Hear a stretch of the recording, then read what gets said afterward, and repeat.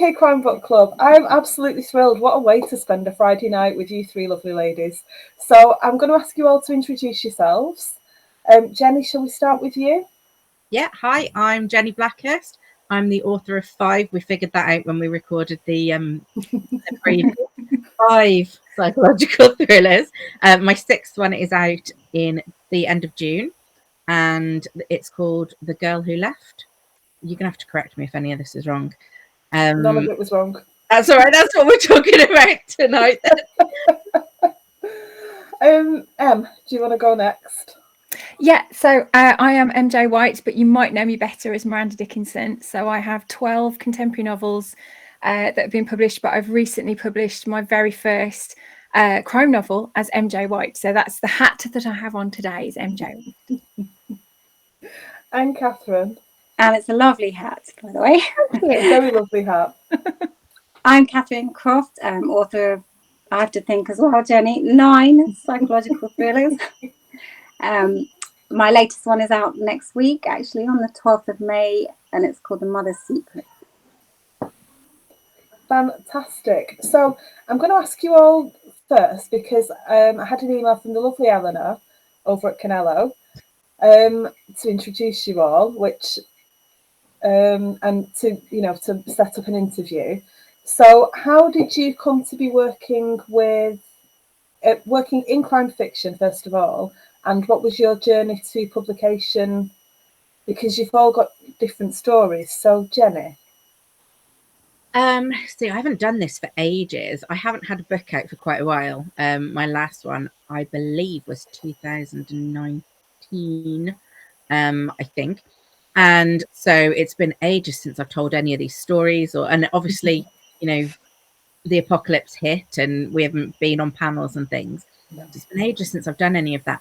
But I started a long time ago. I think it's about 10 years. Well, it will be coming up 11 years ago. I was made redundant. I worked in fashion retail, and I was a manager at a store called Jane Norman. You might remember the bags. Everyone remembers the carrier bags. No one remembers the clothes. And my store closed down while I was on maternity leave. I got a phone call one day from the acting manager, and I thought, oh God, she's burnt it down. And she hadn't burnt it down. It was worse. The whole place had got into administration. Oh, wow. And 4-week-old baby. And so I couldn't just, like all the rest of them, went out and easily got new jobs. And I thought, I don't have a job. But also it was really hard at the time, because when you have, I don't know how many of you have children or how long ago, but when I had my first child, I really felt this massive sort of loss of identity. I suddenly became Connor's mum at doctor's appointments and play groups, and I didn't even sign my name anymore. I signed in as Connor's mum. And then to suddenly lose what was my real identity, which was manager of Jane Norman, which I was quite proud of, and I was quite happy in my job. And then I lost that identity as well, and I suddenly just thought, I have no idea who I am, and I just wanted something that was for me. And then I started writing. I just picked it. I've always loved reading, always loved writing bits, but I just started writing this psych thriller just as a bit of a way of, when I was writing, I was just me. I wasn't doing anything for the baby. I wasn't a manager at Jane Norman. I was just me writing a story. Never thought anyone would read it. And then, I don't know how long you want me to go on for, but I sent the first 3. I'm enjoying every minute, so keep going. I sent the first 3 chapters. I put them on this website where it was called You Write On. I don't know if it's still around these days, but they basically, you put your first 3 chapters up and people just savagely rip it apart. It was a bit like Amazon reviews and Goodreads are sometimes, but I didn't know about Amazon reviews or Goodreads because I've never seen any of. Well, I don't even know if Goodreads was about 11 years ago. I think so. But it wasn't as big as it is now anyway. So this was my first experience of like a review. But of course, because it was my first draft, it was terrible and people just ripped it to pieces. And so I took it down and redid it using the criticism, put it back up, and people ripped it to pieces again. And I just thought, oh, this is really a lot harder than I thought it was going to be. But I was determined that like an agent or a publisher was going to see it on this website, of course, as they, you know, they're all scrolling through You Write On looking for the next big thing. But at the time, I thought that was what was going to happen, and I was like, I just need to persevere. So every time I put it on, fewer people were horrible about it, and eventually it got to the point where it was all good feedback, and I thought, nailed it. Okay, this is looking good. And someone suggested you should send this to an agent, and I thought, right, I'm going to give it a go. And I sent it to an agent, and I picked Ewan Thornycroft at AM Heath because he had a really agenty name. Ewan Thornycroft is the most agenty name. And I was like, definitely want to be represented by someone called Ewan. So, and on the first day that I sent it, I got an email from his assistant saying, and I thought, I didn't realize at the time that assistants read things. I thought Ewan had read it, and I was like, saying, "Oh, can we get the full?" Everyone had told me this was never going to happen. Agents don't request a full manuscript, especially not on the first try. So I was like, nailed it. #1 Sunday Times bestseller. Here we go. So I sent the first copy, and of course, the first 3 chapters, they were really good because they'd been ripped apart by like 20 editors, you know, on a website. But the rest of it was shockingly rubbish. So they just sort of went, and then I realised that actually I was going to have to do the same with the rest of it as I'd done with the first 3 chapters. So I took it back, ripped it all apart, subbed again, and that's when I found my agent, and she got my publisher, and the rest is history. I love that. I love how that's just going to resonate with so many people. So many people are going to think, yeah, this is the only place that I'm Sam.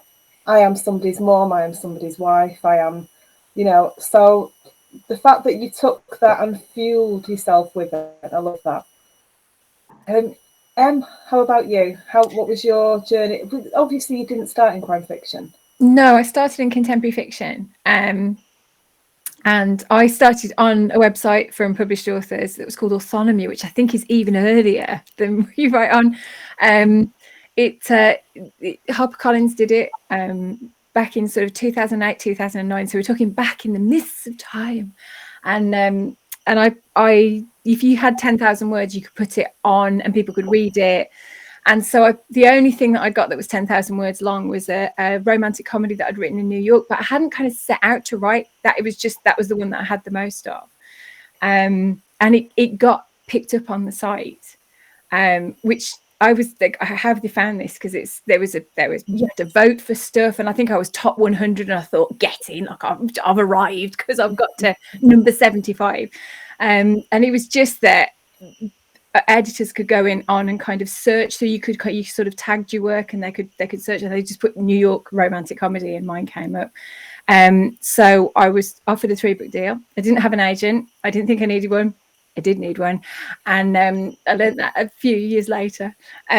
So yeah, I signed a 3-book deal for my first 3 romantic comedies in 2009. My first one came out in 2009.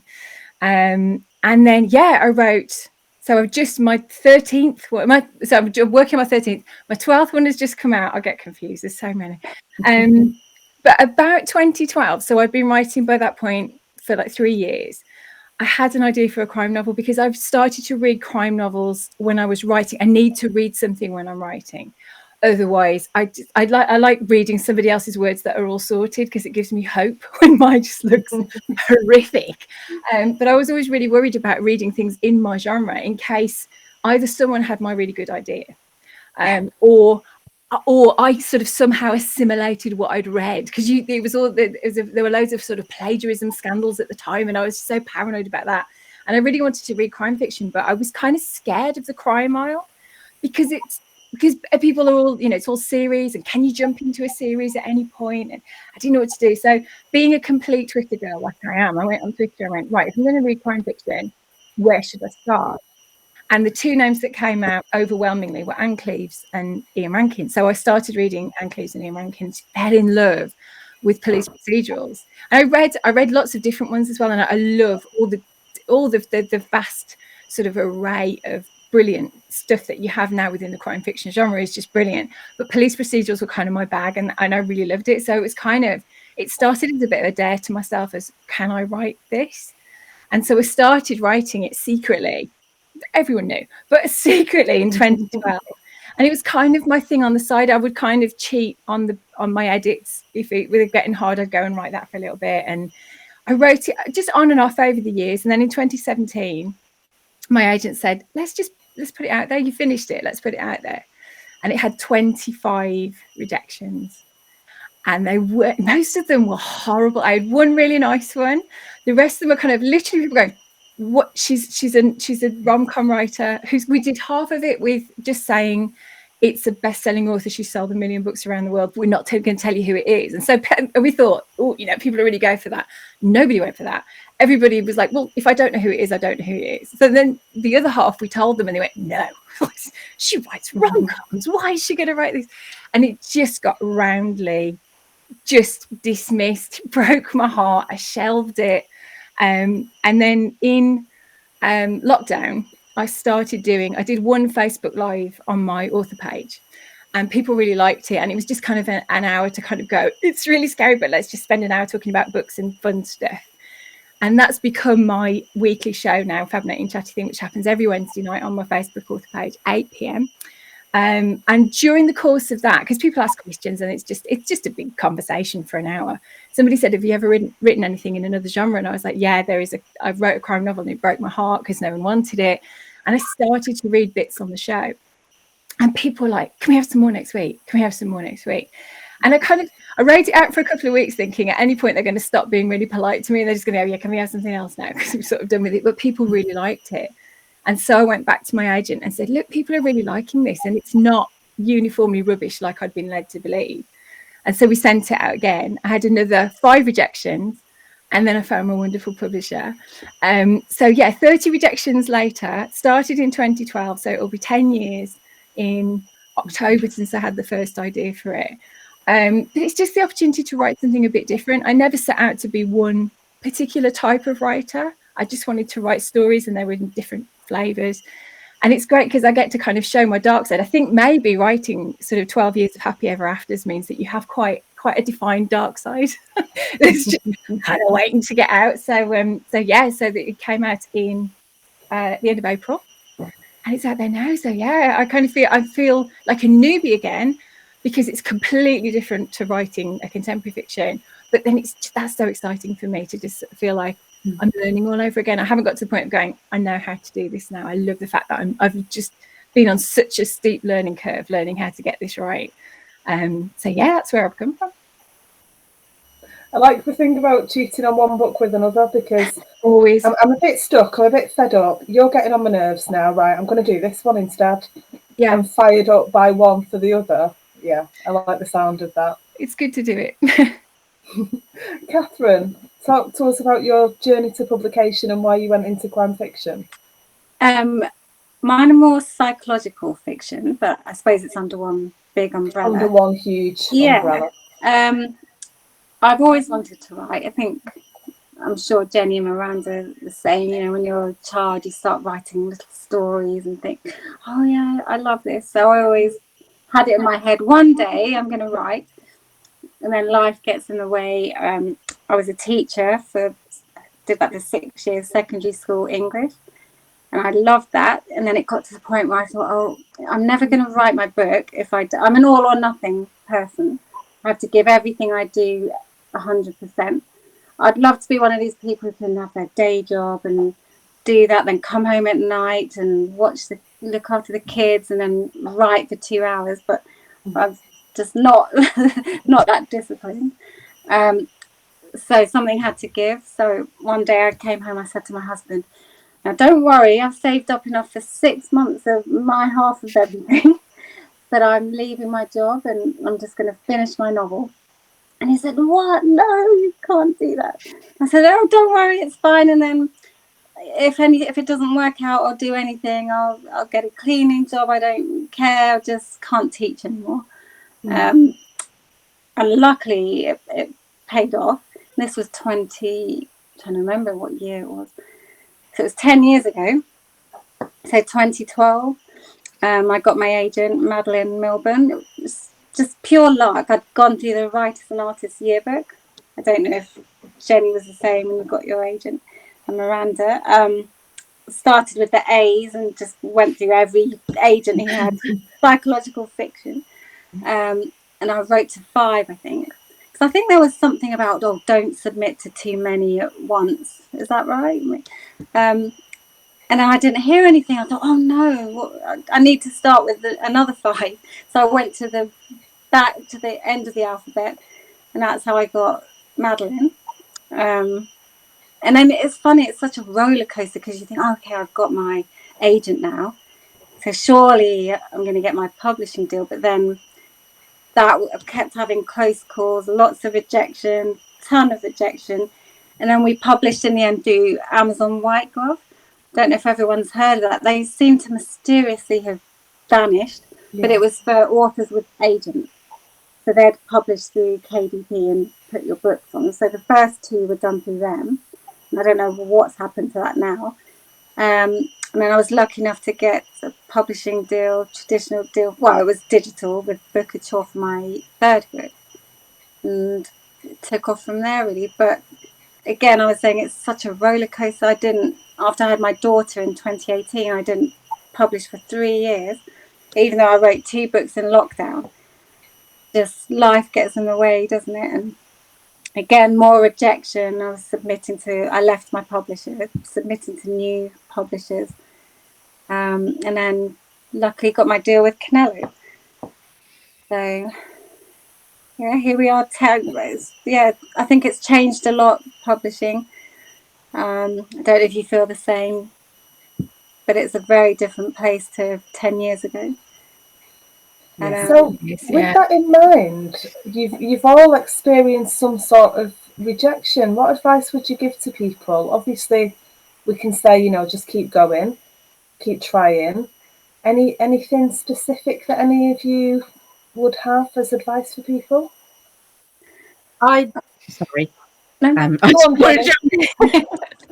So my advice would be, keep going, keep trying, because the next one might be the one. But also start working on something else, because then so if you're putting all your money on this one, or all your hopes really on this one book, and it doesn't find somewhere, because plenty of people don't find a home for their first book. I was really lucky that mine hit a certain tone at a certain time. It was just after Girl on the Train, Gone Girl, and so psych thrillers, where it was what people were looking for. So I was really lucky in that respect. But actually, tons of people have shelved books. And so if you're working on something else, then you're not just putting all your hopes and dreams on your first book. And, lots of people have to do more than one book before they get published. If you're serious about it, then just keep going, keep writing, keep writing, keep writing. And I would say in the beginning, you have your goal of, I just want to write a book. And that's the huge goal, just write a book. But actually, you have to be able to keep writing, write more books. I remember my brother said to me, I was so proud of myself. I finished my book. I've typed the end. I've done it finally. He said, well, that's great, but where's the next one? Oh, that's a bit harsh. But actually, now I see years later, he was right. You just need to keep going. I think you learn something with everyone as well. That's the thing, is don't see it that you've written a book and now you know everything about writing a book, because you don't, because every novel is different. Everything that you try is different. Sometimes you'll have an idea and it'll be 3 or 4 years until it finds its right place, or 10 years in my case, for that one to find its right place. Because when it first went out, everybody wanted psych thrillers and everyone said that police procedural was dead, whereas now I think there's a much broader church and people are more open to things. And I think also it's that thing about, it's like when you're single and people say you've got to wait for the right one when you've got the right one, and you're like, don't tell me that, it's not helpful. But actually, having been in situations with publishers that don't champion your books, you really want to find someone who does, especially in something to do with, if you're writing crime or if you're writing commercial fiction, you need someone who is going to be absolutely in love with your book and absolutely championing it. And so although it really hurts, it is worth the wait.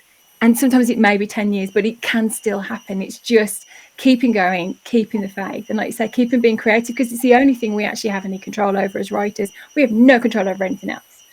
Also, if you do get a publisher, they're going to say, so what's next? And it's always yeah. rather than like I did. Sorry. Because I wasn't expecting to get one deal, let alone the mask of what I was going to do next. I was like, there isn't a next. Sorry. So then I had to put something together really quickly. It's so true. Oh, sorry. Go on. So true about the control, isn't it? We actually, all we can control is our writing and how many books we can produce. We can't control what happens to them. You can't control how many people will read them and buy them and like them. Yeah. Which retailers take them on, which age group it's pitched at. Yeah.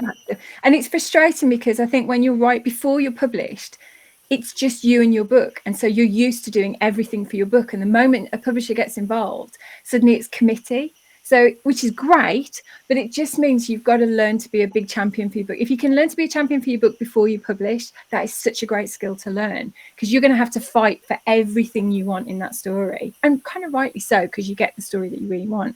But also, you're going to have to fight for the right to love your book, even if it seems like nobody else is. It's really important to keep that passion for it. And you get that by creating and by writing bits that you go, I wrote that. And like, that's what keeps you going. The other stuff is kind of just noise, and it can get in the way and it can stymie you. It can, you know, that's why, you know, if you have a bad review that goes around in your head, then step away from reviews for a bit. And just, you've got to constantly foster, I think, this passion for what's next? What's the next story I can tell myself? And then you've, like you say, you've always got, Jenny says, you've always got that in reserve. You've always got it ready to go when someone says, what's next? Because they will, you get that question so much. That's kind of terrifying, probably, to most people who are working on the debuts, who are now thinking, right, okay, learn to be a champion for yourself, which not an easy skill for a lot of people.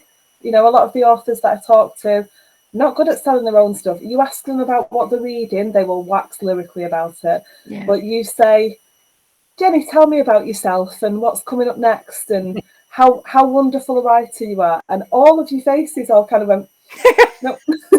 It's hard, isn't it? Because we're generally, I don't want to stereotype and generalize, but we are solitary people when we're working. It's just us and our words and our minds.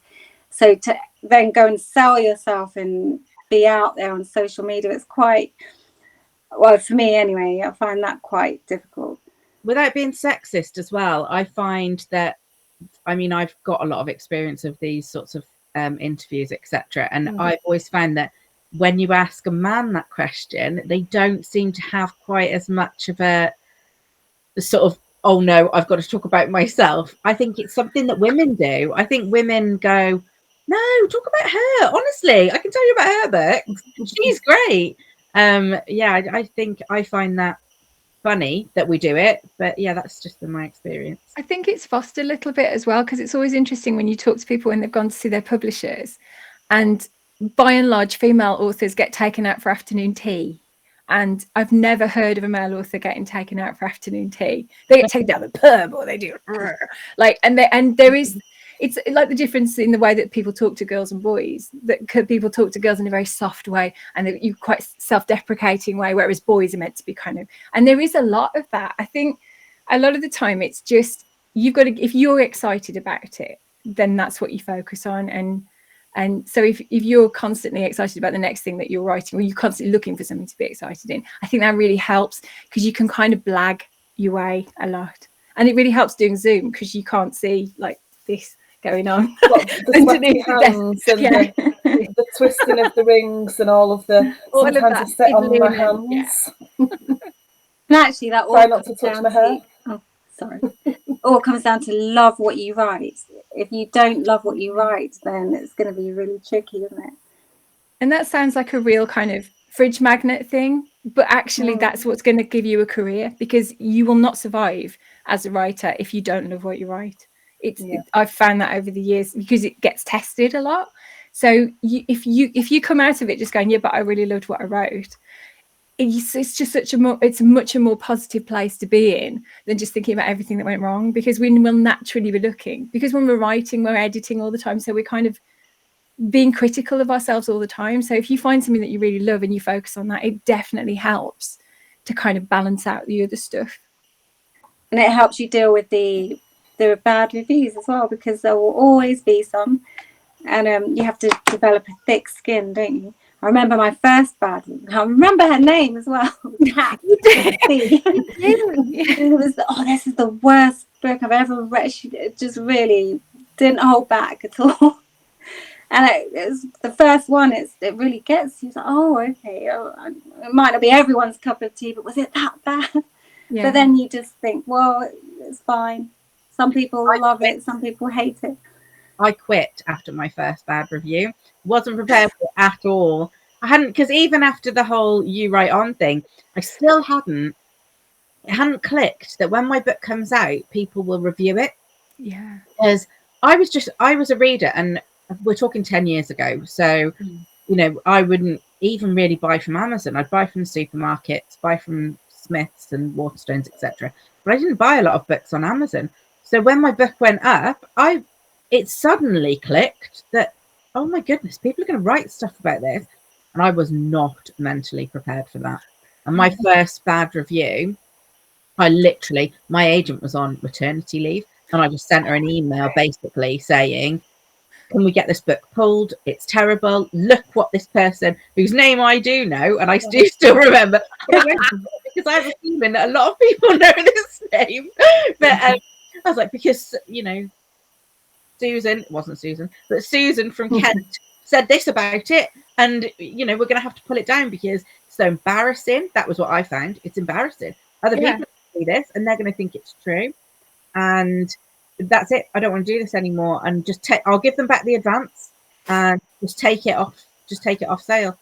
And she phoned me on maternity leave with a new baby, to talk me down off the ledge and basically say, in 10 years, when you don't have a writing career and people say, why did you give up writing? Is it going to be because Susan in Kent didn't like your book? How's that going to feel? How's it going to sound? And I was like, well, when you put it like that, no, doesn't it? But yeah, the first one is really hard. It's hard. I had it reads like Barbie wrote it on an off day. I remember it, and I was thinking that person went away really chuffed with those few words that they used to destroy a year of my life of writing. But then it's like they've only got power if I choose to. I mean, I remember I quote it because that's my reason for now not reading reviews when a book comes out. I'm just like, that's lovely. That's one I don't need to know. I'm going to the next thing, and it's not good for my head because I will only focus on those bad reviews. Do you remember the thousands of really great reviews that you've had over these? No, you remember Susan from Kent because she just hit a nerve, but then it's kind of if you're listening from Kent, it wasn't. Not all Susans in Kent are bad, are but it is about what you choose to carry with you and what you choose to have said over you. I mean, I had someone say to me once, can you not try not to be funny? I'm writing romantic comedy, or just don't try and be funny. But you just go, okay, that's their opinion, move on. But it's really hard. You can only do that with practice, and it's not a nice practice to have to do. But I told myself as well is you don't know what else Susan from Kent likes and doesn't like. She might not like bacon, and this for me, I appreciate people are vegetarian, but for me, bacon is a big deal. And I just thought I might be taking writing advice from someone who doesn't like bacon. Yeah. Or Cadbury's cream eggs. Absolutely. And so, not everything is for everyone. You could be sat at home eating an onion like an apple. Exactly. I remember reading that somebody shared and thinking that's a bit random. Whatever you do, don't go and look at what else they gave 5 stars to, because Mrs. Barbie, who said mine weren't, then gave 5 stars to a tap. So then I kind of went, you know what? I'm sorry, to a tap? To a tap, your bathroom. Oh, tap. I did hear you right. Okay. Yeah. Okay. Yeah. So you go, didn't like a year of my life, but you liked a bathroom tap so much you gave it 5 stars. Do you know what? I think we would actually be fine with negative reviews if they were constructive, and if they said, well, it wasn't for me, that's fine. But when they try to tear you apart and to say things like, oh, and she needs to learn to write, when I was a teacher teaching children how to write. Or they have a spelling mistake in their phone. If they have a spelling mistake in their review, you don't have to read it. I definitely won't read this again. And you go, what? I don't have to listen to you. You're not having the grasp of the English language. Yeah. We have got lots of people saying hello. I'm just sat here chatting away, and then I can see out the corner of my eye this thing moving. I realise it's people asking questions and saying hello, and I'm just sat here having a nice jolly time asking you whatever I want. So Ian says hello, Ian Miller. Leslie Lloyd says hello. Kaz Maston says hello. Tony Millington, TG. Wow, we've got a lot of people saying hello and watching. Louise Cullen says, fascinating. Hello, Louise. Fascinating to hear about how you each got started as authors. What are the biggest changes you've seen to the publishing or being an author since then? That's a good question, which you've all kind of slightly touched on, the fact that there have been a lot of changes. And I know me and Louise have talked about this as well, the different changes that there have been. What have been the good changes? Is there anything that you'd maybe like more change with?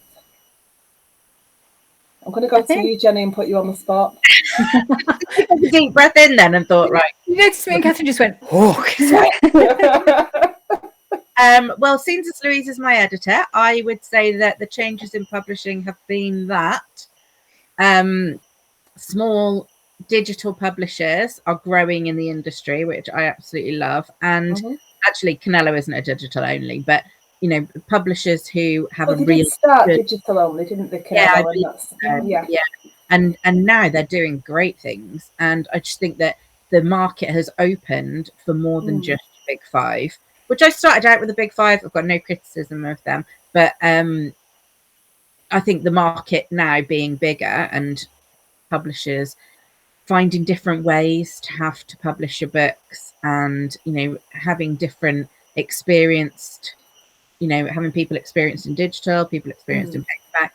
I think publishing is more exciting now than when I started. There's a lot more scope. There's a lot more you can do with your books now. Like before, it seemed to be like if the gatekeepers at the Big Five said no, then you didn't have a chance. But now it just feels like actually it's not all down to them. You know, there's so many other options, and there's so many amazing small publishers that are growing. And so, and I didn't just say that because Louise is here. Katherine, do you want to go next?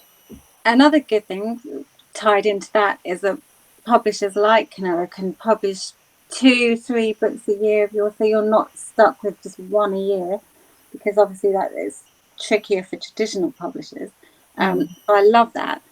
It's funny, but as a reader, it's amazing because there's so many more psychological thrillers available now. I can find 1,000 that I would love to read. But I suppose as an author, it's hard. I feel I've been doing it for 10 years. So I just worry about new authors trying to make their mark with so much competition. But as Jenny said, there's more options now. Even self-publishing is a fantastic option. Do KDP. So do you find as well though that with there being so many books out there that readers aren't necessarily sticking with authors the way they used to, because this, you know, you have to produce quickly now, because if you take 2 or 3 years between a book, you know, people have got a new favorite author in that time who's brought out 6 or 7 books in those 2 or 3 years, because writers are so prolific, or some writers are so prolific, you have to sort of keep up or ship out basically. Yeah, you do, and you're soon forgotten if you're not consistently publishing all the time. It's easy to, and people will think, oh yeah, who was that author, and then they'll forget because there are 10 more books they want to read. Yeah, and because you read on a Kindle, so you're not seeing the well, not everyone does, but because Kindles are so popular, you're not constantly seeing the cover. Yeah. So it means that you're not constantly reminded of the name of the author. So sometimes you can read a book that you really loved and just not even remember who it was by. Yeah, I'm guilty of that, I'm afraid. I read so much, I'm sure you can. I remember I was telling her about the book that I'd read of hers, and she was like, yeah, that wasn't one of mine. Yeah, that wasn't mine. Really embarrassing. It had a dog in it. I'm sure I don't have a dog in my I've just read it, so don't tell me it wasn't yours. It was definitely yours. How about you with what you've seen changing in publishing, and is there anything that you'd like to see more change in? I think one of the things that is, it's interesting for me because I have literally a foot in both camps. My contemporary fiction is with one of the big five, and then I'm published with Hera, Canelo, and it's been interesting to see the difference between the two. So I'm on a book a year with one, and then 3 books in 18 months with the other one. It's a bit of a shock to the system. I think it's good that it's now been democratized a bit more, and it's not, you can sort of, like you say, there's more books coming out, people are doing things. I think some publishers need to get better at actually involving readers in stuff. I think authors are really good at it, and I actually think one of the great positives that came out of the pandemic is that because all of our author gigs were cancelled, we just spent time chatting to people. Well, I did, chatting to people online, because it felt like the only positive thing that we could be doing. Because I had one day when all my author gigs were dumped in one day, and you go, I don't, and they didn't know if they were going to publish my book and all of that stuff. I think that relationship side of it is really important, and I think the newer publishers have started from this point of view, so they have communities, they get people involved, so it doesn't matter so much who the author is. They're an author from that stable, and people will go and buy books now from that publisher, which I don't think you got from the big five before. That wasn't there. So I think certainly the traditional publishers have got quite a long way to go on realizing that, like, just doing one tweet a day is not enough. You have to kind of involve people. You're not selling to them all the time. It's about getting people involved, and I think there needs to be more of that. I think readers need to be given a little bit more credit as well, because I think you hear this a lot. I think because they're always marketing people, and marketing people will look at one specific set of data, and that's what they see.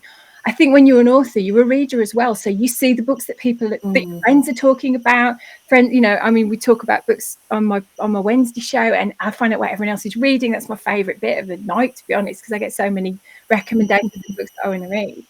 But I think that's a whole area that I don't think traditional publishers are looking at, and making readers feel like they're kind of part of the team, part of the, you're part of this stable, and say, help us to promote this, or help us to talk about this, or what would you like to see? And I think there could be a lot more of that going on, because I think it's very much people saying readers won't like that, and I'm like, my readers will. But I think the longer that you spend in publishing, the more that you know that, because I'm in my 13th year of publishing, coming into my 13th year of publishing, and there's a big difference, because you were at the beginning, you didn't talk to anybody. I mean, I was on Twitter and people thought it was like the Starship Enterprise, because I'd been on Twitter for 2 years when I was published. No one else knew about it. I think, there needs to be more of that. I think more just involving readers, because readers are so savvy. They will quite happily tell you when they're not happy about something. You'll get more constructive feedback from a reader saying, I love this, I wish there was a bit more of that. And I've learned so much more over the years from that than I have from some random review on Goodreads or Amazon. So I think that's the whole area that really isn't being looked at, or not in the way it could be. I think we should give readers a lot more credit, because they are savvy. They know what they like. They really do know what they want, and it really made me laugh that as you were saying that, Ian had written "Screw Susan from Kent." Oh, Ian, we love you. I feel bad for Susan now. I'm really No, you did say that she's not really called Susan, and she's probably not from Kent. So you've literally just made it up. It's fine. It will now be the term used in the Canelo office. I can guarantee it. That's fine. Louise has said, love hearing the insight into how a busy market with lots of new voices is great, because it opened doors for authors, but does mean brand loyalty is hard to achieve. So thankfully, excellent groups like UKCBC can help readers choose who to try next. We are pretty good for recommendations. My reading list is long. There's a lot on it. And I do try and go back to favourite authors as well.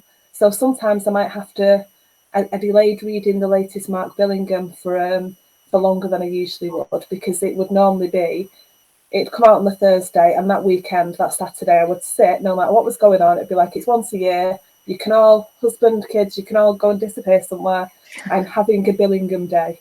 And I can't do that to the same degree now because of the reading, but I do still read everything. So you can retain that loyalty. We've really not talked about the books that you're promoting. So, missing children, secrets, lies, difficulties with different relationships, not just romantic ones, friends, family. There's all kinds of things going on.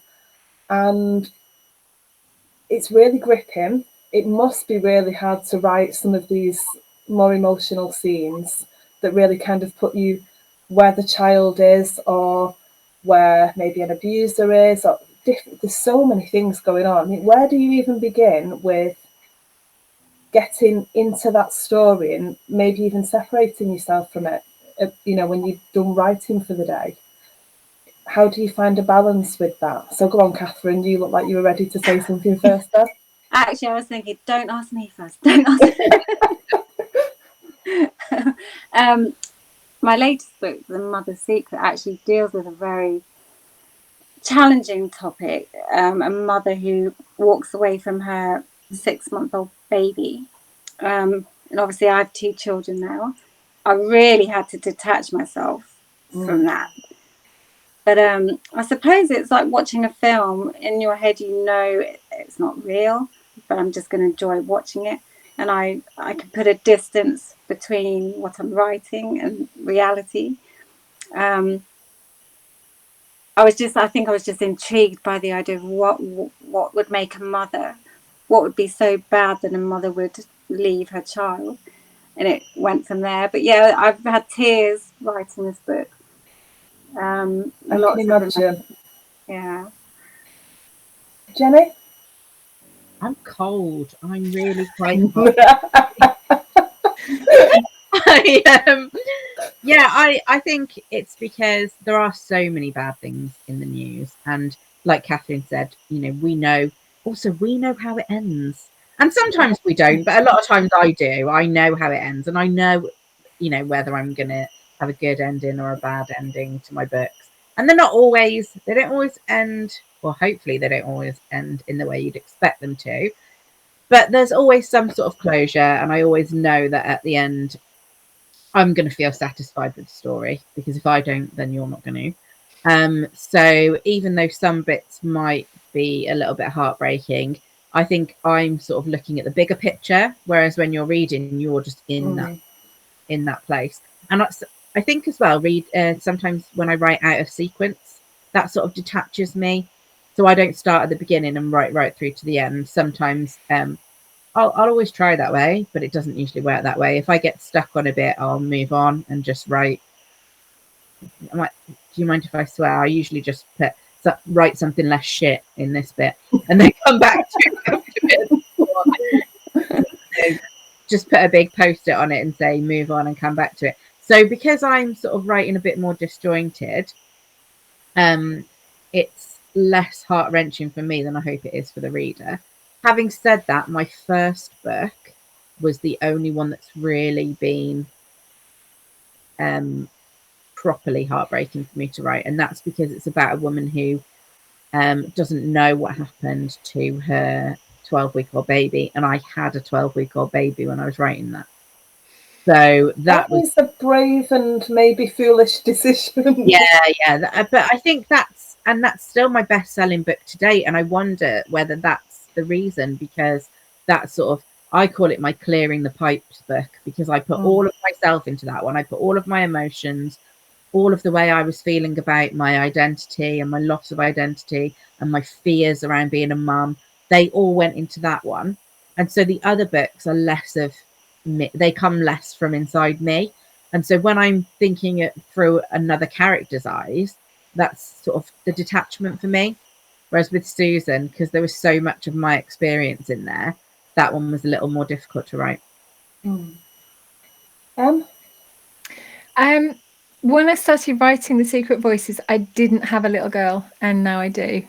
And I remember I have a writing group, just a group of friends. We get together and we talk about stuff, and they were the first people to hear a bit of it. And I was pregnant at the time, and one of my friends said, if you have a little girl, you're going to find it really difficult to write this story. But I actually found, one of my friends said to me, when you become a mom, you never notice how high curbstones are until you've got a pram. you never notice like hazards in the house that you would just never have paid any attention to, and then suddenly everything is really scary. And so there's a whole thing, like Jenny said, there's a whole kind of area of fear, that constant fear of I've got to keep this life safe. I have this life and it's down to me to keep this child safe. It's a way of kind of expressing it, and I found that quite cathartic to do that. So in The Secret Voices, an 8-year-old girl is abducted at the start, and 7 years before, a boy was abducted from the same village, and it ended tragically. I found that really hard to write, so I had to go back and put that in afterwards. That's the sort of the scene where you realise what's happened to them. But with the little girl, because she's in captivity, she's been abducted, I made the decision to put chapters in from her point of view all the way through.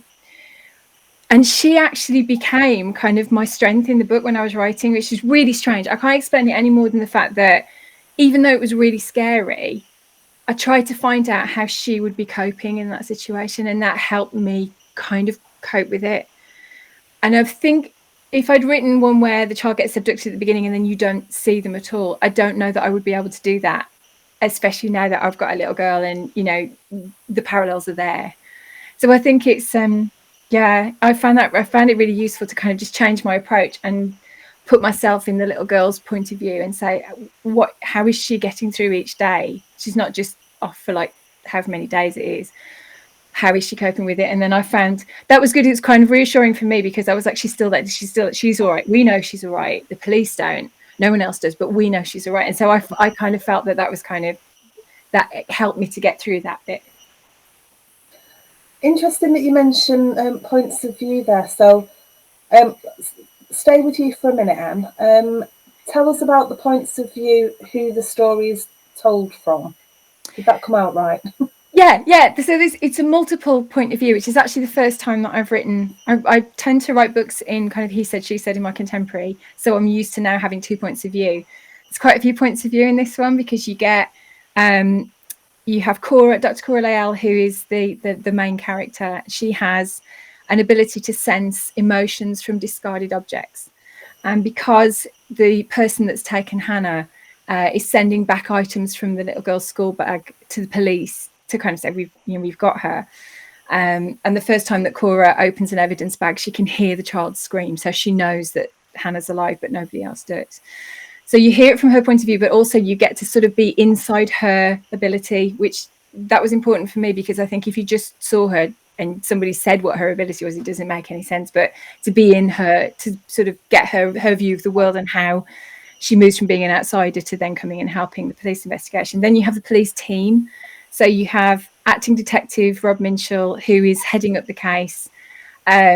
He's in an active role, so he's on probation, so he's getting the rip taken out of him by everybody, and he's kind of not one of the boys and not one of the superiors, and he's in this kind of limbo place. So it's interesting to take from his point of view.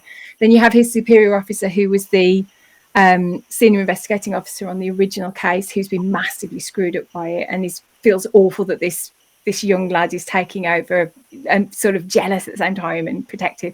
But it was nice for me to kind of expand that. You've got a couple of the other DCs as well on the team, so you have this sort of a multi-angle, a bit like if you saw it on a TV show. That's kind of how I approached it, and that helped me as well with the story, because I got to kind of like say, well, who's telling the next bit of the story, which camera angle are we going for next, who's going to take the story on.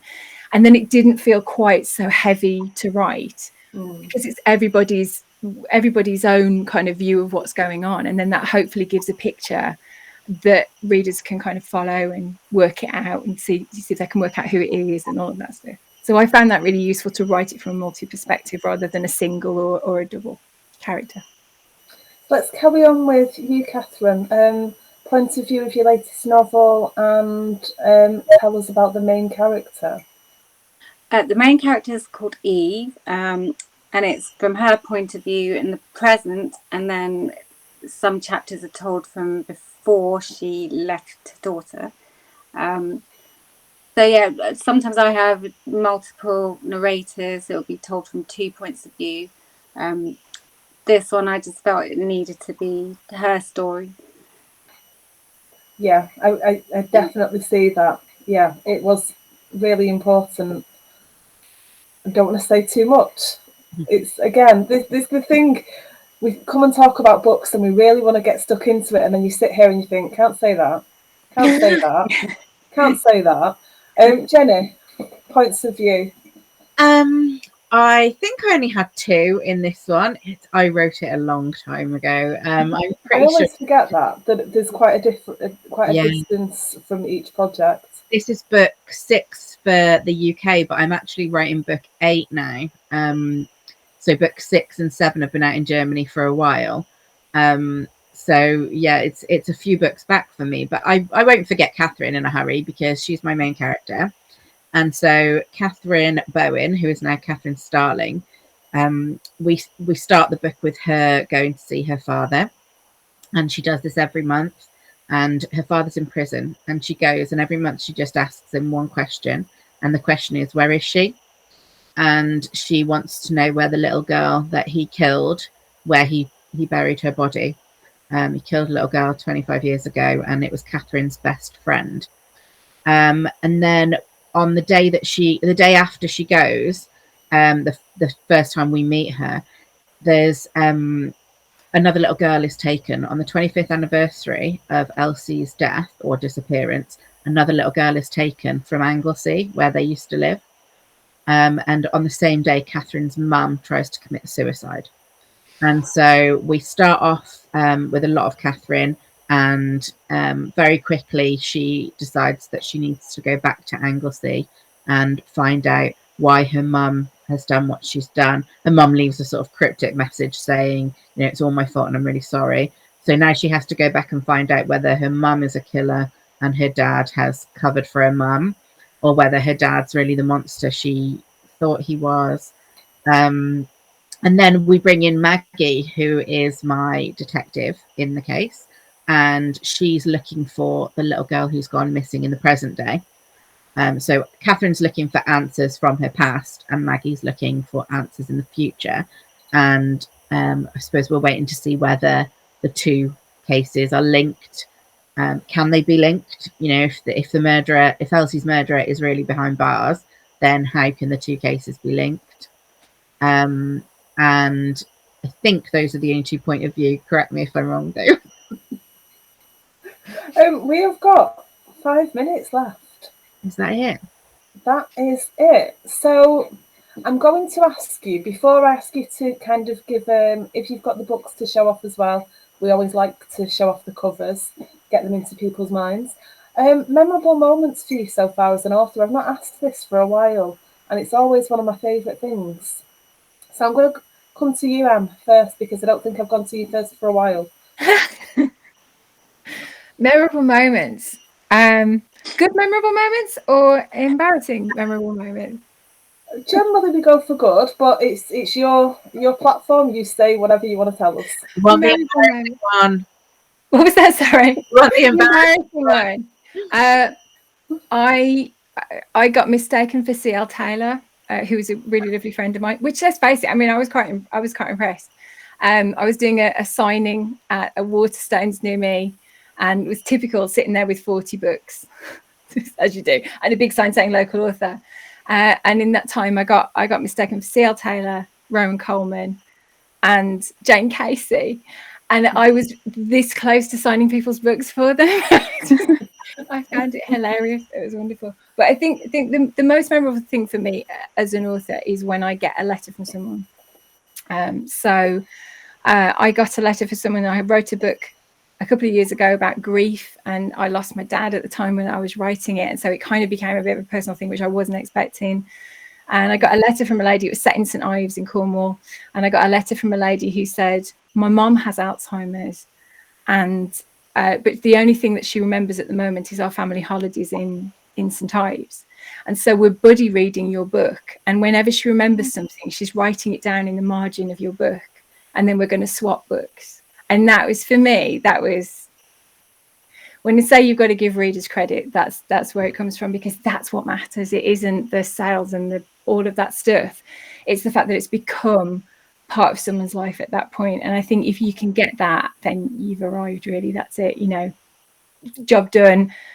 all the awards won. That's the thing. So that's the good one. But I put the embarrassing one in for you as well. I love that. That's made me a little bit emotional. Katherine. Actually, yeah, I have to follow on from that, because one of mine would be a reader who wrote to me saying she'd gone through a really hard time, difficult few years. She used to love reading, hasn't picked up a book for years because of all the trauma she's been through. And then she read one of mine and she said she's discovered her love of reading again.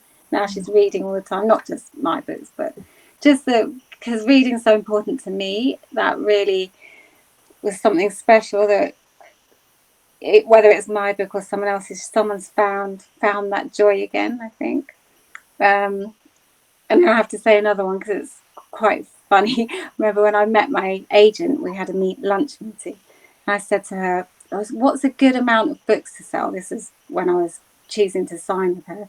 She said, this was 10 years ago, it might have changed. Publishers are happy with 20,000 books. That's a really good amount. So I had it in my head, right, I've got to sell 50,000 books. 50,000.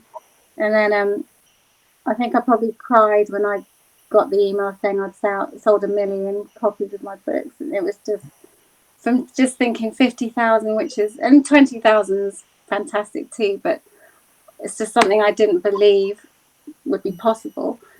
So it's moments like that.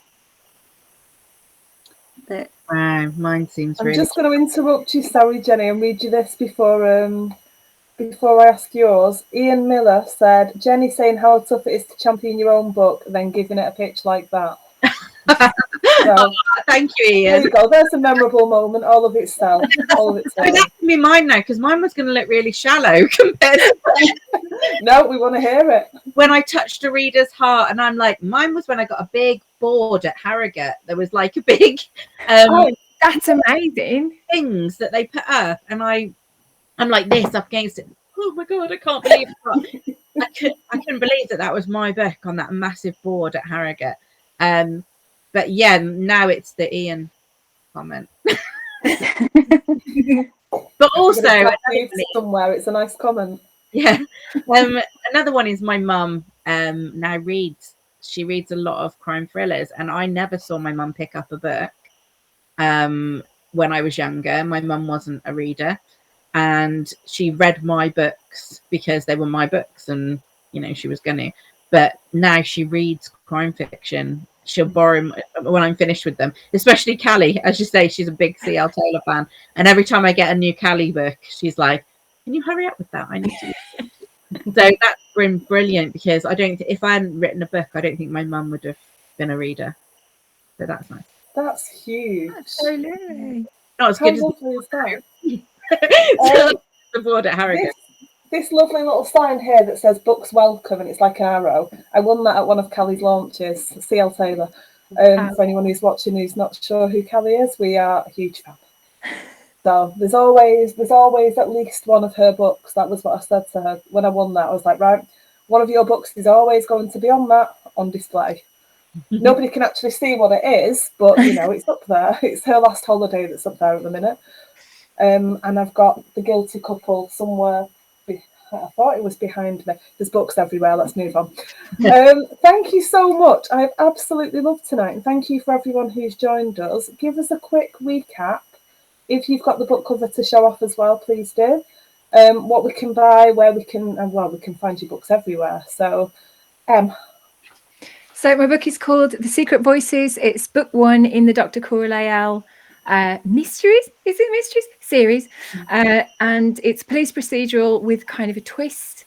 A little girl goes missing, and it's a race against time to try and find her. And it's about Cora, who gets involved with the police case. It's available now in paperback, ebook, and audiobook. Anywhere you get your books. Katherine. So mine is The Mother's Secret. It's out actually next Thursday on the 12th of May. And it's about Eve leaving her daughter, and then 3 years later she goes back to try and get her daughter back in her life. Obviously there's lots of reasons to be uncovered why she left. and yeah, a huge mystery. So hopefully if that's your cup of tea, you might enjoy it. So go and pre-order that one now, everyone. Jenny? I don't have my cover. That's backwards, isn't it? No, as well. No, Oh, on is ours it? it's fine. It's for me. Yeah, I don't how cameras work. So this is that's the best I have at the moment because it's not out until June, end of June, but I'm sure you can pre-order it on Amazon or wherever you get your ebooks. And it's called The Girl Who Left. I can confirm that you can. Excellent, thank you. It's called The Girl Who Left, and I've already done my pitch, so I won't push my book too much more. But yeah, it's Kathryn's story, and I hope you enjoy it. Thank you all so much. I've been so excited all week, and I've absolutely loved every minute. So thank you, and we'll have to get you all back again for the next books. Definitely. Thank you so much for having us. Thank you.